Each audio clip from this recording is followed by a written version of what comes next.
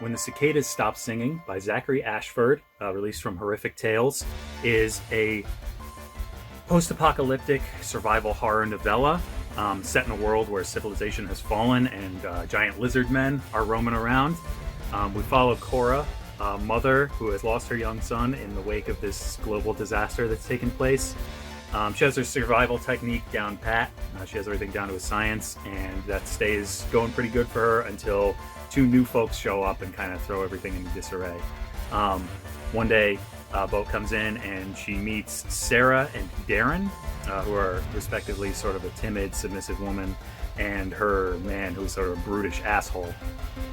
And as much as Cora would like these two to just kind of leave the land she's staked out, where she's buried her son and where she's kind of made friends with some of the wildlife, they stick around and just keep fucking shit up.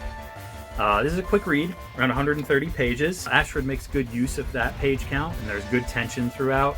Some well-drawn action and some splatter, some good splatter if you're into that, horror fan. There's also some dark themes throughout here, and as fun as some parts of this were, it can also get pretty heavy at times as well. Despite the abundance of lizard man creature feature stuff, most of the horror here is very grounded and very human in nature, which is nice. The writing shows a real grasp of wilderness and fauna, or at least I thought so. I'm no expert, but I was pulled right into the setting. It felt very real and very natural to me. Tonally, a few parts here and there felt a little silly or on the nose. They felt a little at odds with some of the darker tone going on here, but that's just a personal preference thing, and if you're into that, by all means, this is for you. The pulpier stuff was good.